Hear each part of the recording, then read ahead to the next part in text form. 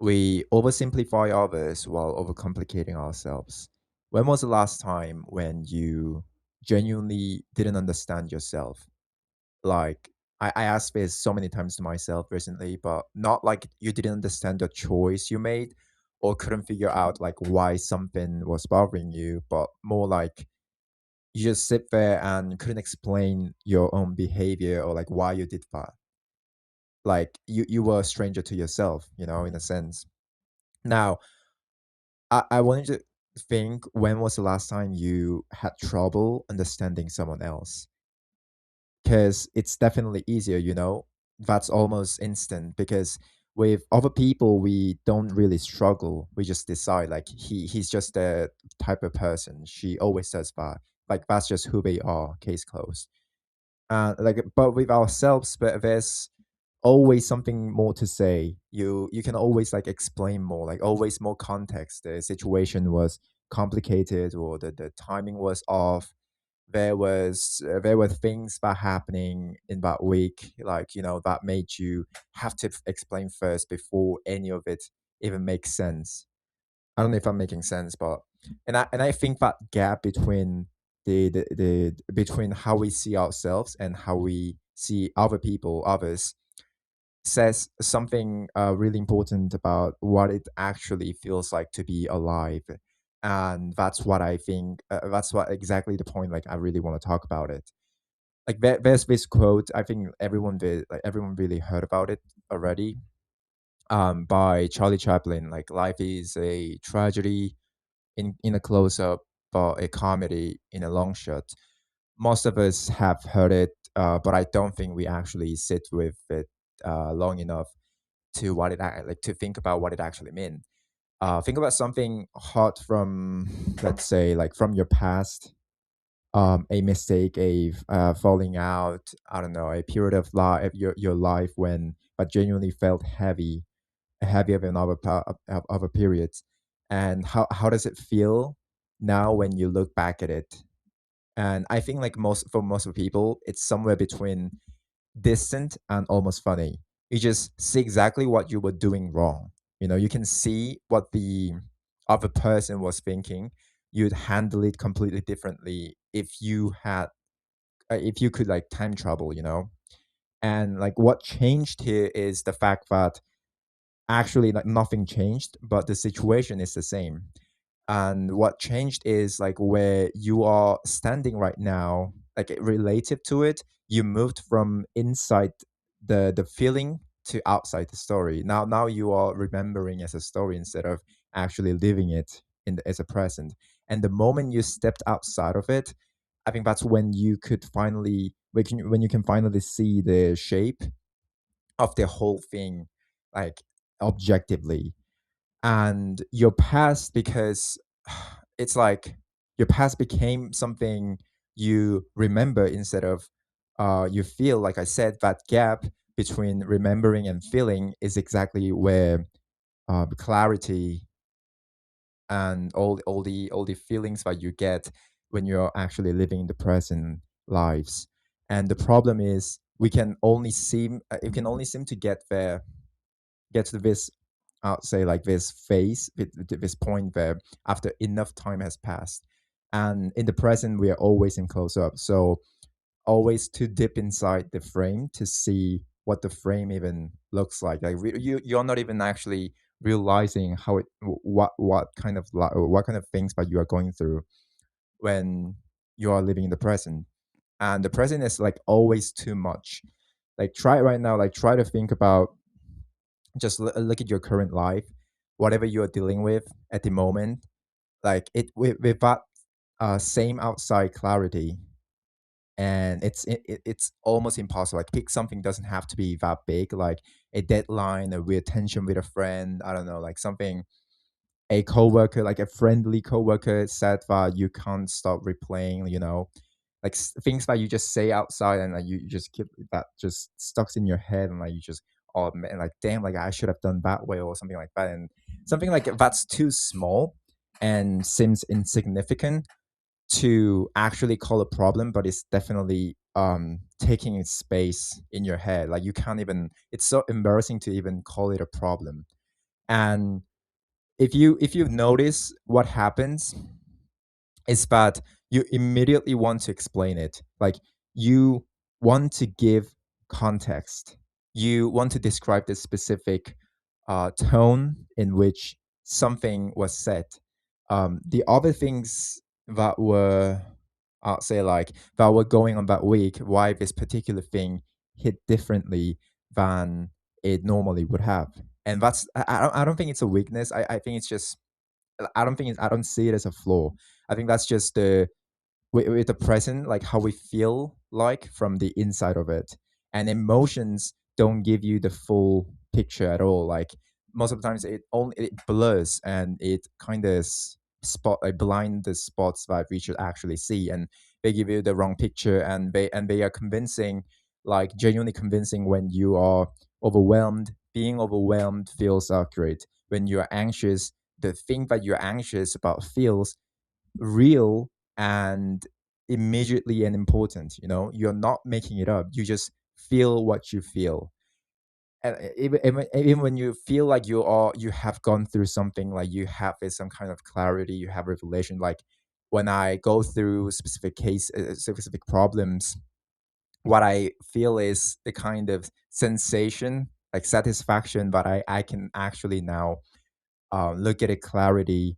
But when I'm at that moment, like before actually simplifying the complex problem, it seems so vague. It seems so deep. Like, it's something that you feel like it's so huge and big that you cannot even comprehend or like try to solve it. The intensity of feeling is not a reliable measure of the actual weight of the situation. So, like, take strong, like, yeah, take strong emotions, mix them with the very human ability to run a long chain of thoughts. Like, we just like sit there and overthink, like what we call overthinking nowadays, and just like keep going and going, and you end up with a version of yourself, of your life, that is about like 10 times more complicated than it actually is.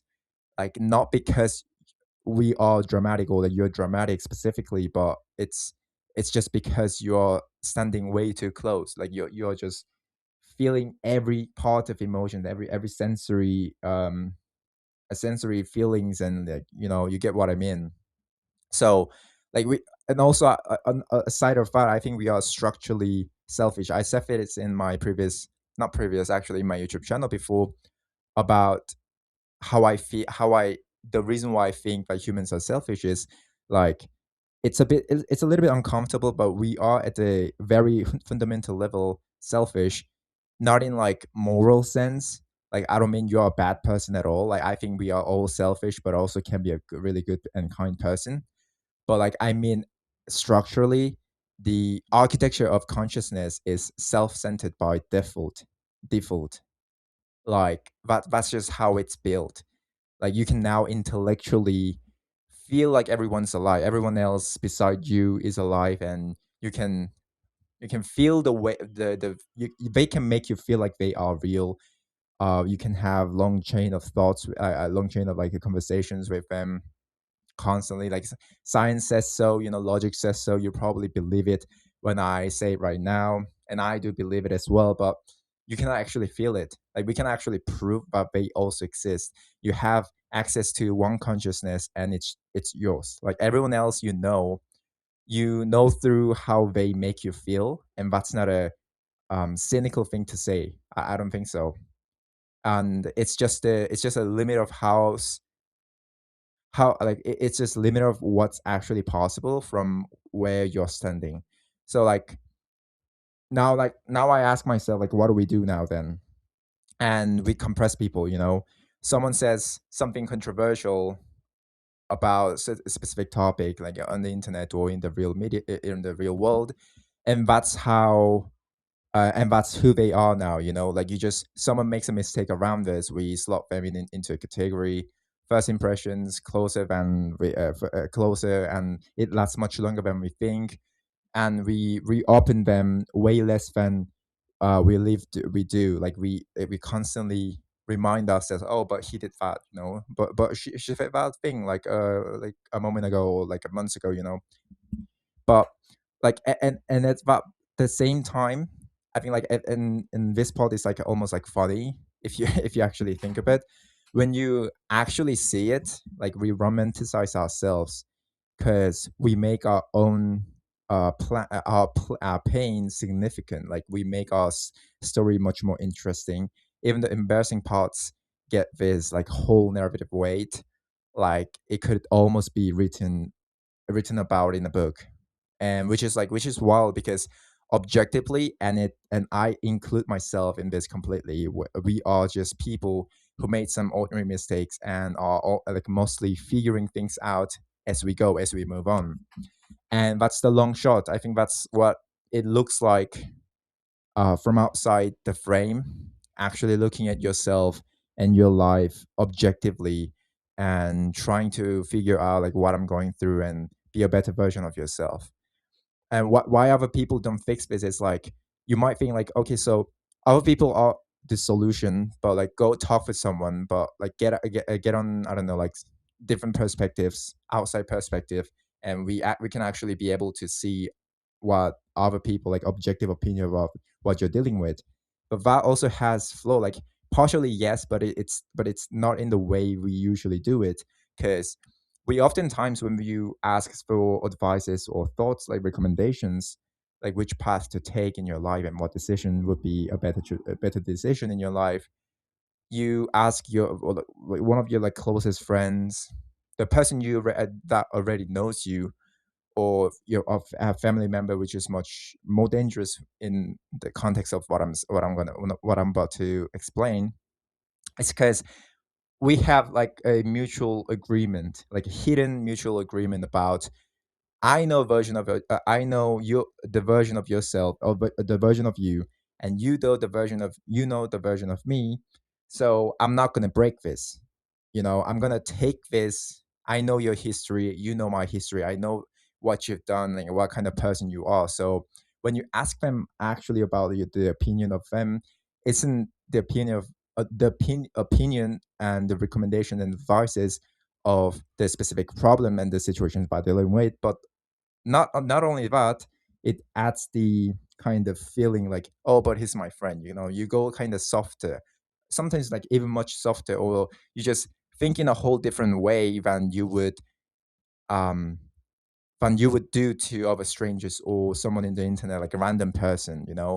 So like what's like, the slight discomfort when someone does that is like that's your narrative being stress tested, and most of us like avoid creating the conditions for it because it's genuinely like stressing out. Like there's an implicit social contract as well, like I said, like I'll support you, you support me.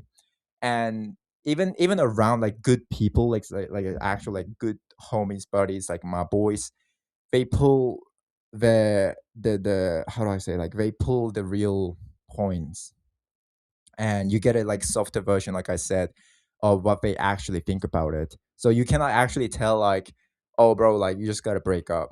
You just gotta break up. Like she's crazy. You're like trapped in this toxic relationship. You just gotta end it, bro. Like, but no one's actually gonna say it. That's the problem. And what actually helps, honestly, is I think like I want to be straight with you about this because like I don't think there's a clean solution. I I think it's just inevitable in a sense, but we can, even in the inevitable sense, just like we cannot escape the reality that this is absurd, everything's absurd, but you can revolt, you can just admit to the fact that it is absurd, but we can still live upon it. And you cannot like step outside your own consciousness since it's inherited to us. Like you'll just always have this like more data about yourself and anyone else, and it will always like come, I don't, how do I say, like it will always like bring up emotions and specific feelings about you, like you cherish yourself. Obviously we all love ourselves, but that's not something that you can fix. I'm trying to say it's the structure of being a subject rather than an object. So like there are things that create some friction against the worst of it. And writing, like not in a, how do I say, not in just like plain writing, like just writing whatever you want, just in the simple fact that writing forces you to translate a feeling into language, and language is already one step removed from raw experience, because experience and feelings are internal and you cannot actually see it. Like it's just, it's very like clump of some like all the different kinds of emotions. You cannot even like say it out loud, but once you translate it, it's written in its language, so you can share it with everyone. So even though it's flawed, even though I say a lot that language is flawed, you start to hear yourself the way like someone else would. You know, the internal monologue when you write it out loud often sounds much different than it felt. That's exactly how I always go through whenever I write on my pre-record writings, like whether what to talk about in this video. And like there's also a specific question that I think is worth asking when you catch yourself in a narrative. Is that like, would I believe this if a random dude, like a stranger, told it to me? You know, like if someone you didn't know came up to you and explained like how complex their life is and like how difficult what they're going through was, like how uniquely different, like would you find that it was convincing? It's convincing. And most of the times it's no. Like the gap is worth paying attention to, since you can already tell that what you're going through and what you're trying to explain, what you like describe it, you know, what you describe the feelings that you're going through isn't actually like quite right to what's actually going through, you know, objectively what's actually going through. So you can kind of tell, okay, I might be just romanticizing myself. I might be just I might be just feeling way too special about myself. So I kind of, you know, go softer to me and like try to justify all the things that I'm doing.